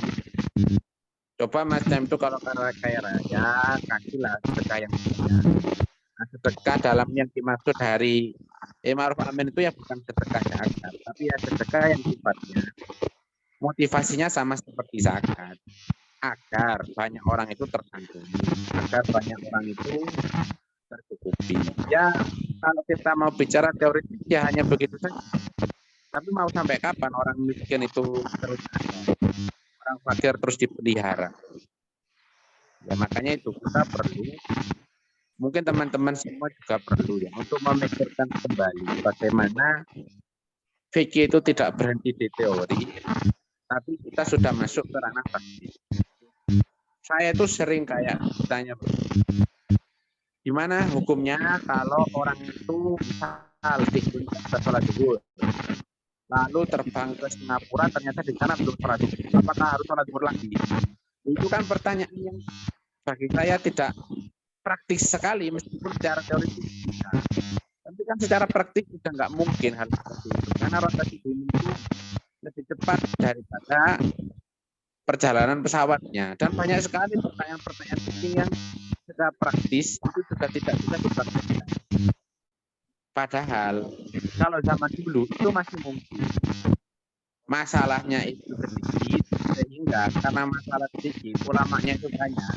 Ulamanya yang mengandai-andaikan masalah, mencari-cari masalah. Tapi kalau zaman sekarang, ulamanya yang masalahnya begitu banyak. Jadi kita tidak terlalu penting untuk mengandai-andaikan masalah. Kita perlu untuk menjawab masalah dan bagaimana. Begitu sudah waktunya untuk dipraktikkan. Biar tidak menjadi syariat dalam hukum, tapi menjadi syariat berupa ya, berupa perbuatan bekerja. Ya itu mungkin bukan untuk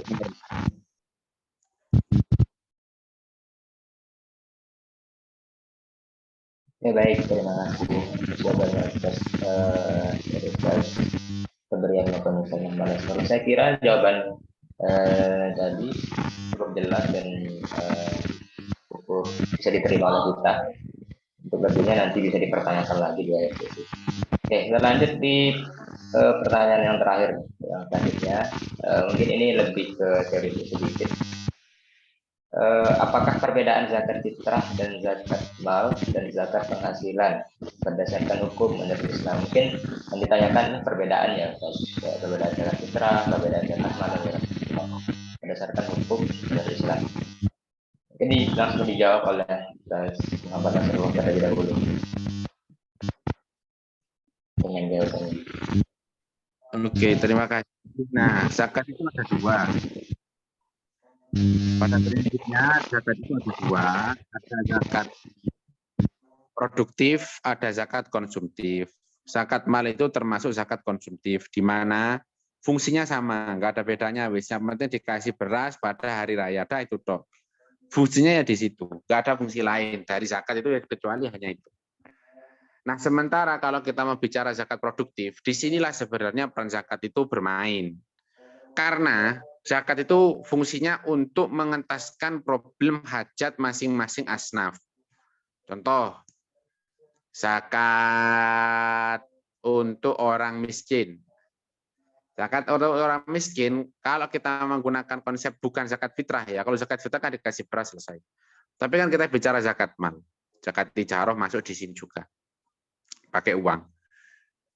Orang miskin itu dikasih pekerjaan, dibuatkan lapangan pekerjaan. Kamu punya keterampilan apa, bisa apa, dikasih modal agar kemiskinannya terentas. Bahkan kalau orang itu sudah nggak bisa bekerja sama sekali, dikasih keterampilan nggak mungkin, dikasih ini nggak mungkin karena sudah tua mungkin atau menjadi janda. Dibelikan tanah di mana hasil dari tanah itu untuk mencukupi kebutuhannya sampai segitunya. Fakir juga sama. Orang yang memiliki hutang, terlilit hutang, hutangnya dilunasi pakai zakat. Ibnu Sabil dicukupi tiketnya. Mungkin Ibnu Sabil kalau dulu bentuknya ya seperti itu ya. Tapi kalau zaman sekarang dicukupi tiketnya. Bahkan kalau ada uang lebih dikasih kendaraan. Itu Ibnu Sabil itu buat pulang pergi. Sabilillah juga sama, dicukupi kebutuhan perangnya. Mu'alaf juga sama. Budak mukatab itu kalau masih ada, tapi budak mukatab ya. Amil pun sebenarnya amil hanya boleh mengambil untuk keperluan kecukupan dari ujroh yang pantas saat melakukan proses pembagian zakat dan penyalurannya. Nah, semestinya kalau kita mau bicara zakat, saya sampaikan di awal bahwa zakat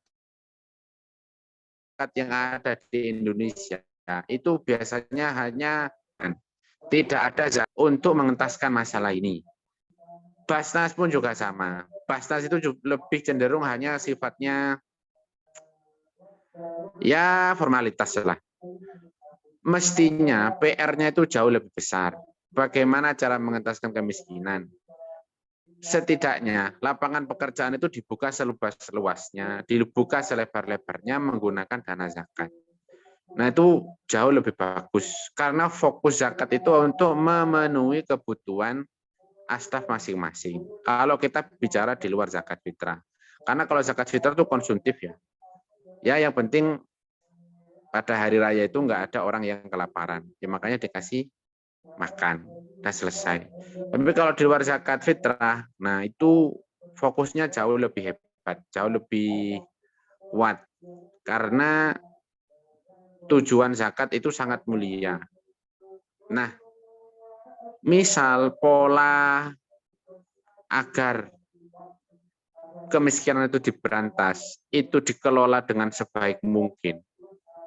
Bisa jadi uang pajak dan lain sebagainya. Kalau pengelolaan zakat di Indonesia itu sudah maksimal, kredibel, dan memang terbukti bisa mengentaskan kemiskinan, maka bisa jadi dana pajak, uang pajak itu tidak usah ribet-ribet berputar di atas dan tidak sampai ke bawah, kasihkan saja ke Badan Amil Zakat Nasional agar Badan Amil Zakat Nasional itu bisa memutar uang pajak itu untuk mengentaskan kemiskinan, untuk mengentaskan kefakiran, mencukupi kebutuhan-kebutuhan.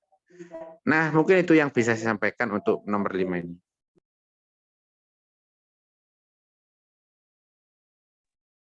Baik, terima kasih. Ini akan ditambahkan langsung oleh Febrian. Silakan, Ustaz. Terima kasih. Bismillahirrahmanirrahim. Ini cuma menjelaskan perbedaannya saja ya berarti ya? Iya. Nah, ya, memang dalam fikih itu memang bagi zakat cuma dua, itu kan, fitrah sama zakat mal. Kalau tadi dijelaskan sama Ustadz Muhammad Nasrullah, perbedaan keduanya itu dari segi dari segi fungsinya atau tujuannya. Nah, kalau saya ingin mendikaskan sedikit spiritnya, perbedaan dari segi spiritnya. Yang pertama zakat fitrah. Zakat fitrah itu spiritnya apa? Zakat fitrah itu spiritnya itu adalah rasa bentuk syukur kita karena masih dikasih nyawa sama Allah. Makanya kan kalau di dalam kitab-kitab literatur klasik Syafi'iyah, itu bahasa lain dari zakat fitrah itu adalah zakat badan, ya kan? Zakatul abdan. Badan kita dizakati, maksudnya apa ya? Karena kita masih dikasih umur sama Allah. Nah, maka karena masih hidup, masih sehat, maka kamu syukurilah dalam bentuk zakat fitrah. Nah, gitu. Tapi kalau zakat mal itu adalah rasa bentuk syukur kita karena harta kita itu sampai kepada nisab, gitu dia. Yang mana nisab ini adalah standar kekayaan menurut fikih, gitu, menurut Islam. Jadi kalau orang sudah sampai kepada nisab, maka dia itu sudah dikatakan goniun atau kaya, gitu. Kaya dalam arti mampu untuk memberikan orang lain, gitu. Bukan kaya dalam konteks kenegaraan atau sosial ya, gitu. Tapi dalam konteks membantu orang lain dia sudah dikatakan mampu, gitu.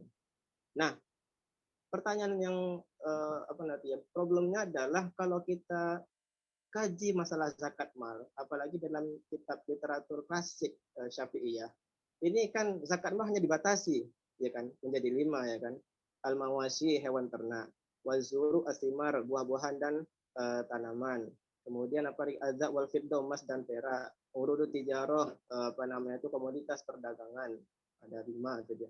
Nah, ini kalau cuma dicukupkan kepada yang 5 ini, sementara Indonesia itu sudah tidak hanya beternak lagi, tidak hanya petani itu dia, tidak hanya tukang tambang, tidak hanya pedagang, tapi ada dokter, ada polisi, ada penjabat, ada DPR, ada gubernur, ada camat yang lebih kaya daripada petani. Lebih kaya daripada mereka-mereka di bawah itu. Masa mereka kena zakat? Masa mereka itu tidak dikatakan nisab? Masa tidak dikatakan wajib tidak dikatakan goniun, mampu untuk membantu orang? Nah, ini kan jadi problem. Ini ini jadi praktis di Indonesia namanya. Ini adalah problem praktis di Indonesia. Nah, mungkin kita hanya menggunakan yang kita pelajari, maka kita harus kaji secara teoritis biar menghasilkan hukum yang praktis di Indonesia. Nah, ini makanya ada muncul namanya zakat profesi. Zakat profesi ini ada yang mengatakan itu pertama kali dicetuskan oleh Ahmad bin Hambal, Imam Ahmad bin Hambal dalam salah satu kitabnya. Gitu ya. Tapi Syekh Yusuf Qaradawi itu menentang, mengatakan bukan Imam Ahmad bin Hambal yang pertama kali mencetuskan konsep fikih zakat profesi. Tapi semenjak zaman sahabat sudah ada. Gitu. Siapa aja sahabatnya itu? Ada Ibnu Mas'ud, Ibnu Abbas. Kemudian kalau lanjut ke tabi'in ada Ja'far As-Shadiq, Muhammad Al-Baqir, kemudian ada An-Nasir, ada namanya Umar bin Abdul Aziz. Nah, mereka yang berenam ini yang langsung mempraktekkan namanya zakat profesi. Bagaimana zakat profesi itu? Ketika ketika penghasilan dari seseorang di luar dari yang dibatasi dalam 5 ditrofeki tadi, itu dikenai zakat juga. Apa bedanya? Bedanya adalah karena bahasanya kalau di dalam kita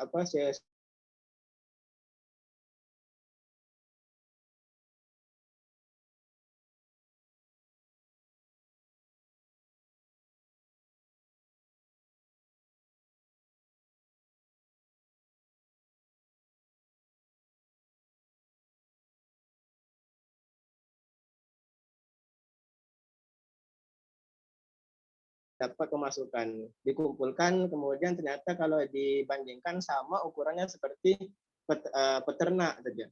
Tapi beda kalau seperti peternak atau peternak itu, kalau peternak itu kan mereka itu punya modal, punya 5 kambing pertama. Setelah itu beranak pinak jadi 10 kambing. Berarti kan ada rasul malnya, ya kan? Ada namanya di situ. Emas, awalnya mereka punya emasnya itu cuma 10 kilo. Kemudian beli lagi nambah jadi lebih lagi itu. Ada namanya, ada pertumbuhannya di situ. Atau pertumbuhannya 10 kilo harga dikonversikan harganya sekian kalau dalam dolar. Kemudian tahun berikutnya nambah lagi itu. Nah, ini kalau zakat mal ini rata-rata nama di situ ada pertumbuhan. Tapi kalau zakat mal itu mustafad. Tidak punya modal, tidak ada yang dikembangkan, kita kerja tapi dapat uang. Nah, ini bagaimana itu dia. Nah, ini yang dizakatkan. Ini yang namanya zakat profesi itu. Zakat profesi itu berarti adalah zakat di luar dari yang dibatasi di dalam zakat mal yang fikih Syafi'iyah, dan dia sifatnya adalah malul mustafad. Didapatkan, bukan dikembangkan. Ya, begitu.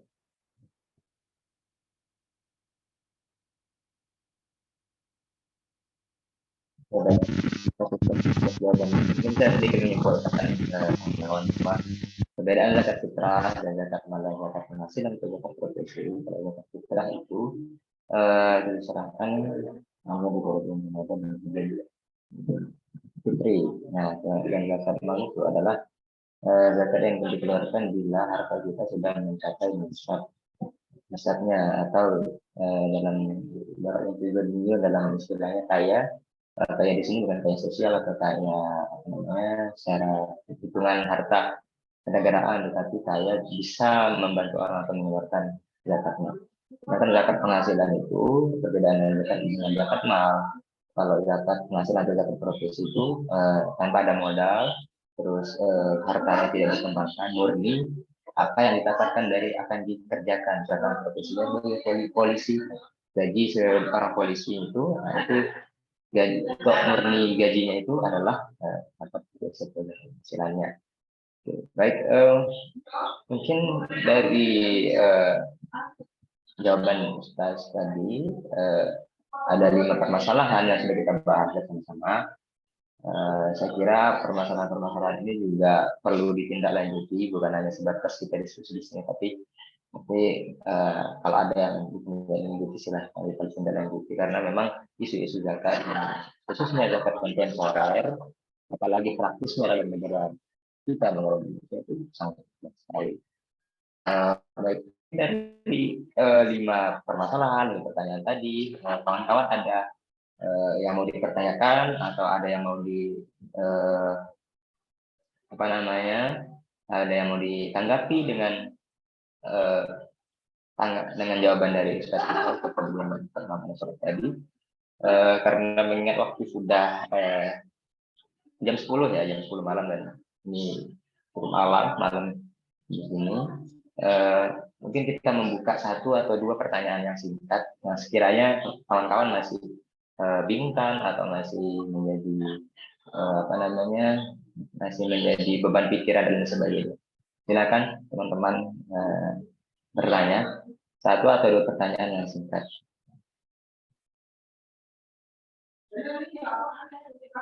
Boleh bertanya secara resen atau langsung on mic, boleh juga di lewat chat.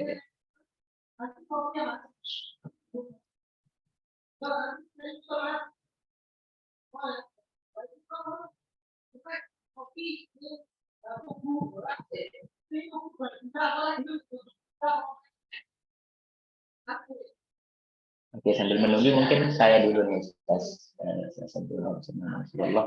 Dari penjelasan Ustaz tadi, saya kira memang zakat itu secara praktisnya di Indonesia memang diatur secara sedemikian rupa, secara administrasi, baik di dalam undang-undangan maupun lembaga-lembaga seperti agama dan lain sebagainya.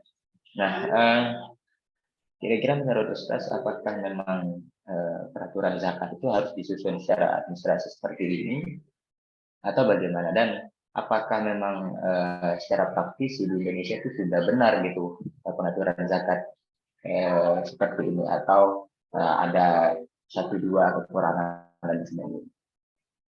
Ini itu Ustaz. Kira-kira menurut Ustaz Sabrin atau Muhammad itu bagaimana?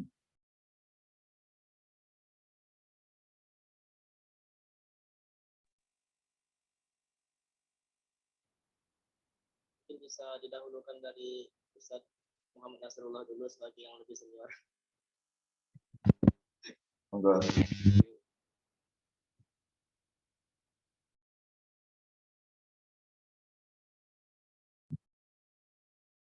Sepertinya Ustaz Muhammad Nasrullah sedang oke. Nah, pertanyaannya gimana, suaranya sampean nggak jelas, nggak masuk HP. Oh ya, oke, saya ulangi Ustaz.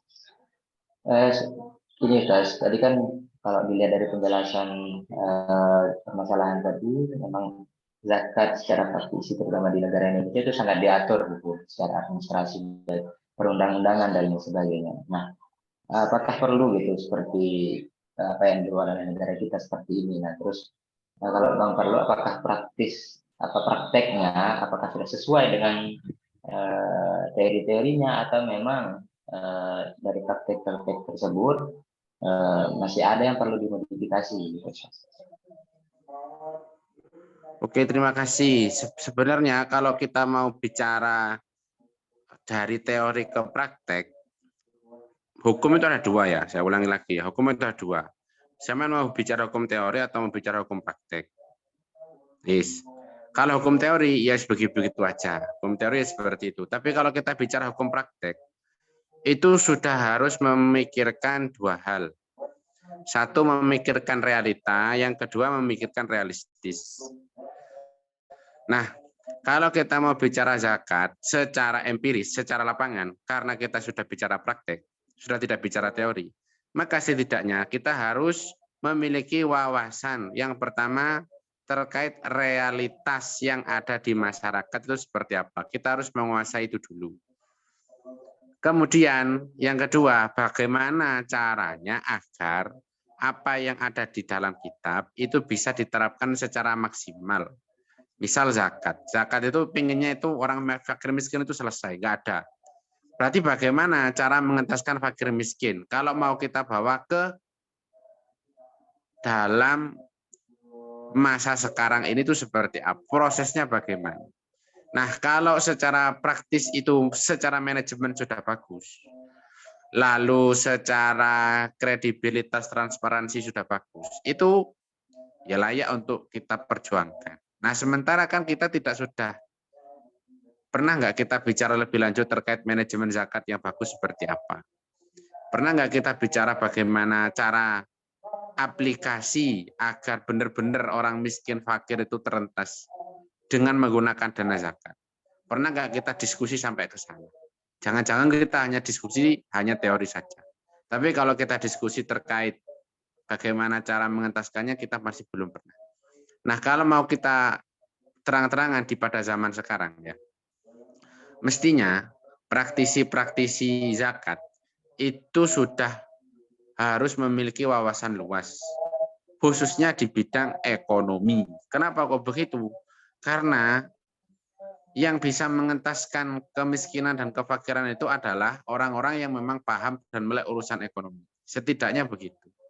Minimal lah orang-orang di kampung-kampung dan lain sebagainya itu dikasih lapangan pekerjaan, atau kalau tidak bisa dikasih lapangan pekerjaan, dibuatkan keterampilan pekerjaan agar mereka mampu buat apa, bisa buat apa. Baru kalau bisa buat apa, dikasih modal untuk bisa buat seperti itu. Misal, saya pintar masak, oke, diajari masak yang bagus. Kemudian dikasih modal, dibuatkan ruko, dibuatkan rombong dan lain sebagainya agar dia bisa berjualan. Nah, sementara kalau mau lihat contoh saja lah Zisnu lah ya, yang paling sama melek sendiri, mungkin itu lebih dekat ke sana. Mau ke arah sana itu masih banyak yang belum bisa. Mau ke arah situ tuh loh ya, mau ke manajemen zakat itu masih belum bisa. Saya pun juga pernah hadir di masalah Basnas. Basnas itu juga sama. Kok terlalu sepertinya kurang ke sana ya? Kok masih sepertinya terlalu ya terlalu di kertas begitu loh. Hanya laporan. Kok secara real masih kurang. Nah, itu yang mungkin menjadi kegelisahan saya. Kenapa kok secara empiris itu belum benar-benar matang? Nah, itu menjadi PR besar ya. Agar zakat itu kita sudah selesaikan di teori, kita masuk ke ranah yang lebih besar, yaitu ranah empiris. Dan itu Masya Allah kalau bisa itu manfaatnya lebih mutaaddi daripada kita bicara teoritis yang mungkin hanya kosir di antara kita saja. Tapi kalau bisa ke sana benar-benar mutaaddi. Itu mungkin yang bisa saya sampaikan. Baik, terima kasih banyak Ustaz Nasrullah sudah memberikan kita anggapan yang luar biasa menurut saya, karena memang apa namanya, kalau menurut Ustaz Muhammad Abdullah tadi di lapangannya memang kajiannya terlalu tekstualitas itu tekstualis banget, tapi dalam realitasnya empirisnya ternyata kurang. Itu yang mungkin saya pertanyakan tadi Ustaz juga. Oke, mungkin kita lanjut di pertanyaan kedua dari Mbak Mas Kanah ya. Jadi, Assalamualaikum Ustaz, mohon maaf izin bertanya, apakah orang yang meninggal di bulan Ramadan, ahli warisnya masih mempunyai kewajiban untuk membayarkan zakat orang yang meninggal tersebut? Terima kasih Ustaz. Mungkin langsung dijawab oleh Ustaz Sabrian. Mungkin secara singkat Ustaz. Karena waktunya. Terima kasih. Nah, jadi ini zakat fitrah berarti kan. Nah, syarat zakat fitrah itu adalah seseorang itu hidup di sebagian Ramadan, dan sebagian dari bulan Syawal. Jadi dia hidup dia itu hidup di memasuki 2 waktu ini. Jadi kalau seandainya dia itu belum masuk bulan Syawal sudah meninggal, atau dia lahir di bulan Syawal tidak sempat hidup di bulan Ramadan, maka ini nggak kena kewajiban zakat. Nggak kena kewajiban zakat. Lantas orang kebanyakan kan belum masuk, kalau seandainya pertama gitu, orang kalau seandainya wajib zakat itu harus melalui Ramadan dan masuk ke Syawal, gitu. Harus ada di Ramadan dan di Syawal, berarti dia hidup di Ramadan dan hidup di Syawal. Kenapa lantas kok orang bayar zakatnya semenjak Ramadan, nggak ketika Syawal gitu kan? Harusnya kan nunggu Syawal dulu baru orang bayar zakat biar benar-benar wajib itu, enggak gitu. Tapi orang belum masuk Syawal, masih di Ramadan udah bayar zakat gitu. Ini yang jadi bikin orang banyak bingung. Nah, itu bukan kewajiban, itu namanya takjil atau itu menyegerakan. Jadi sebelum kewajiban itu benar-benar jatuh sudah kita takjil. Itu udah salah satu bentuk rukhsah. Rukhsah untuk apa? Meringankan supaya ketika nanti di bulan Syawal ketika pembagian zakat fitrah itu tidak kesulitan pengurusnya untuk mengumpulkan dulu baru membagikan, karena sudah jauh-jauh hari dikumpulkan dan bisa dibagikan. Jadi ketika bulan Syawal seperti sampai Muhammad Nasrullah tadi, orang semua sudah berbahagia, sudah dapat zakatnya semua. Itu bentuk rukhsah namanya. Tapi apakah sudah kena kewajiban zakat? Belum. Jadi kalau mereka meninggal di bulan Ramadan, tidak perlu dibayarkan zakat. Terima kasih. Kira jawaban Pak Sabrian tadi sudah jelas banget ya pertanyaan tadi. Oke, karena memang ini waktunya udah malam ya, mungkin tinggal satu pertanyaan saja. Ya, kalau Mas atau Mbak ada pertanyaan yang lebih lanjut, silahkan nanti di lain waktu kita diskusi bersama. Mungkin satu pertanyaan lagi ya dari Mas Mufail Hadi. Apakah mau on mic atau dari chat saja?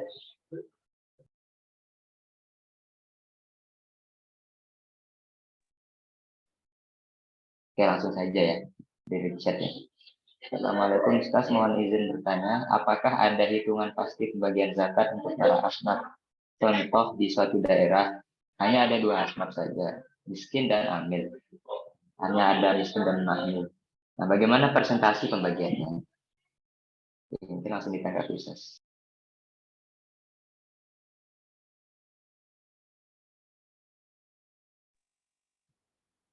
Monggo Ustaz Nasrullah dulu sebagai senior.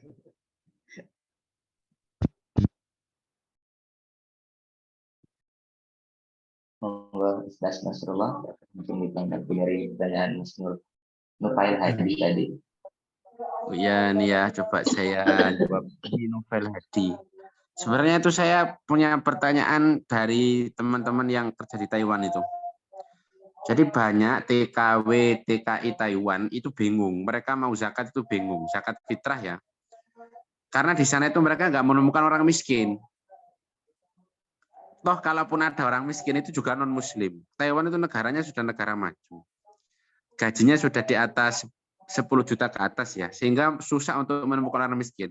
Nah, mereka tanya, boleh nggak sih kita zakat ke orang-orang yang ada di Indonesia, di desa-desa di sana, boleh nggak? Nah, itu kan terbentur masalah naklu zakat.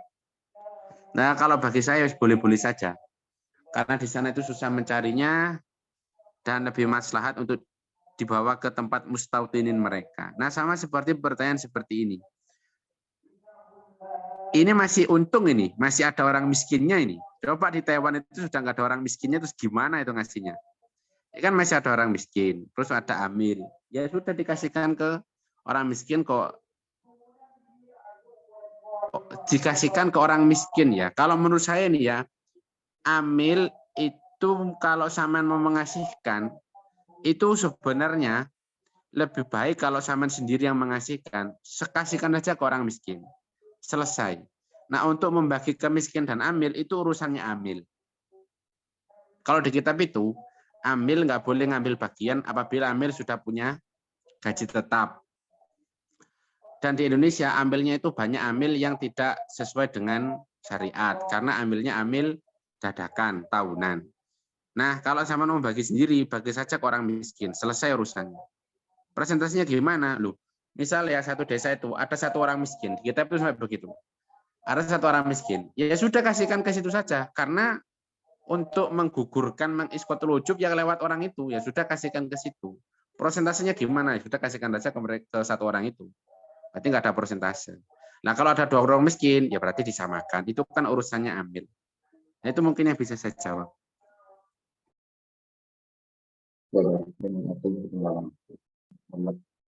Oke, ternyata banyak sekali pertanyaan. Satu lagi ya, mohon maaf kalau memang pertanyaannya banyak, tapi waktu kita terbatas banget.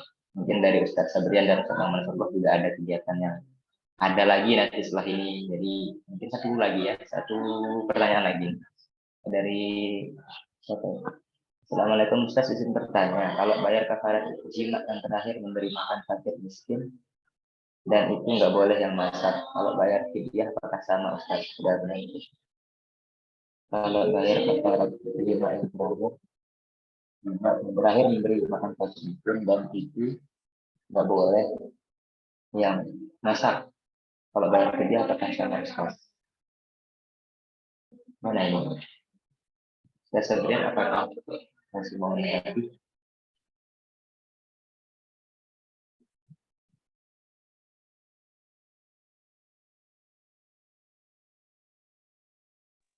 Maaf, saya kurang paham pertanyaannya kayak mana itu. Bisa Ya. dijelaskan? Ya. Oke, karena ini pertanyaannya agak gimana ya, saya juga kurang apa ya, kurang paham. Bagaimana kalau mulai ke pertanyaan yang lain? Ini satu lagi ya teman-teman. Mengenai asnaf ghorimin atau orang yang memiliki hutang, kebetulan orang yang wajib zakat memiliki hutang terhadap ghorimin. Pertanyaannya, bagaimana hukumnya berzakat langsung kepada orang yang berhutang? Terus adakah hadis atau apa begitu tentang lebih utama yang lebih dekat atau apa? Terus apa bisa ada memberikan prioritas kepada orang yang berhutang tadi untuk menerima zakat? Kita langsung ditanggapi Ustaz Sabrian. Oh, nggih. Bismillahirrahmanirrahim. Jadi apakah boleh ya langsung membayarkan zakat kepada orang apa tadi? Orang ghorimin tadi itu ya. Ghorim itu orang berutang kan, gitu ya. Orang berutang. Nah, ini apa namanya, saya mohon maaf sebelumnya, saya kembali ke teori dulu baru saya praktis ya, gitu ya. Biar enggak apa nanti. Oke, jadi apa namanya, memang seperti yang saya jelaskan pertama bahwa zakat itu adalah tugas sistemiknya pemerintah. Tapi diperbolehkan juga masyarakat kalau seandainya ingin untuk langsung memberikan kepada mustahiknya, termasuk ada ghorimin. Apa landasannya? Ini saya ambil dari kitab Fiqhul Islam wa Adilatuhu juz 2 halaman 887 108. Ini dikatakan begini, wa hunaka ayatun tujizu li arbabil amwal dafa zakah bi anfusi minal mustahiqin. Ada ayat yang menjelaskan bahwa pemilik harta boleh membayar langsung sendiri kepada mustahik. Apa ayat itu? Bunyinya adalah bismillahirrahmanirrahim, walladzina fi amwalihim haqqum ma'lumun lis-sa'ili wal mahrum. Dan orang-orang yang di dalam harta mereka ada hak tertentu, hak yang sudah diketahui, lis-sa'ili wal mahrum, untuk orang-orang yang meminta dan orang-orang yang kesulitan gitu. Nah, dari ayat ini katanya idza kana dzalikal haqqu haqqan lis-sa'ili wal mahrum wajaba ayajuza dafu ilaihi mubasyaratan. Kalau memang yang di dalam harta kita itu adalah hak orang lain, sebagaimana kita boleh meminta tolong kepada pemerintah untuk diuruskan, boleh kita kasih langsung kepada mereka mubasyarah, karena ini hak mereka. Nah, itu dia. Jadi memandang ini hak mereka, boleh kita kasihkan langsung. Jadi ya nggak apa-apa, itu dia. Bahkan itu kan lebih bagus ya kan. Bisa itu saudara kita, atau orang terdekat kita, itu dia. Belum tentu dia kalau kita urus secara basnas atau secara kelembagaan dia dapat, tapi kalau kita kasih langsung pasti dapat. Nah, itu tentu lebih bagus secara empiris, secara praktiknya begitu. Ya, tapi teorinya seperti ini. Terima kasih. Terima kasih Ustaz Sabrian atas jawabannya. Saya kira jawaban tadi sudah jelas sekali. yang pada saudara atau saudari penanya tadi ya. Oke, karena memang waktu kita sudah berjalan sangat banyak teman-teman. Terima kasih atas feedbacknya dari kawan-kawan sudah berpartisipasi, menyimak dan juga memberikan pertanyaan kepada narasumber kita, materi kita. Ya harapannya kedepannya kita lebih intens lagi tentang diskusi data. Atau memang ada pertanyaan juga tadi yang belum terjawab atau isu-isu yang belum kita diskusikan, nanti di luar forum ini kita akan diskusikan insya Allah. Kalau memang perlu dipertanyakan langsung saja nanti bertanya kepada beliau, Ustaz Febrian dan Ustaz Muhammad Nasrullah. Karena saya kira waktunya sudah sangat malam dan mungkin saya sedikit menyimpulkan bahwa memang permasalahan zakat di sini kembali lagi bahwa sangat kompleks sekali. Kalau secara teoritis ya begitu saja, namun secara praktisnya kita harus melihat realitas seperti bagaimana, dan tentunya kita harus memaksimalkan teorinya, tidak meninggalkan teorinya. Nah, bagaimana cara kita memaksimalkan teori dan menerapkan praktis, inilah tantangan bagi kita semua supaya zakat ini supaya benar-benar dimaksimalkan untuk orang yang benar-benar membutuhkan seperti fakir miskin dan lain sebagainya, sehingga fakir miskin dan orang-orang yang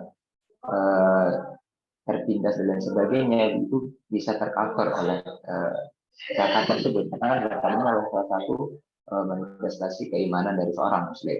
Oke. Mungkin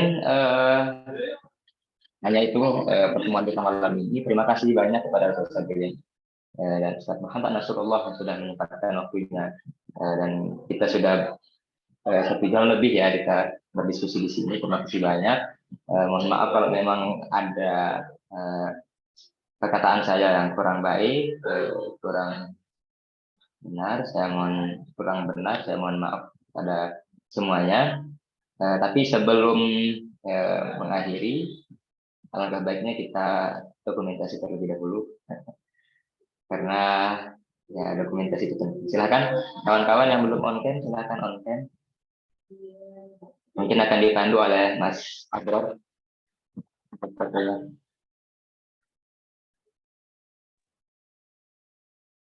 Oh, teman-teman bisa on cam. Nah, ini nampaknya pada malu-malu ya. Oke lah. 1, 2, 3. Oke. Sudah, Mas.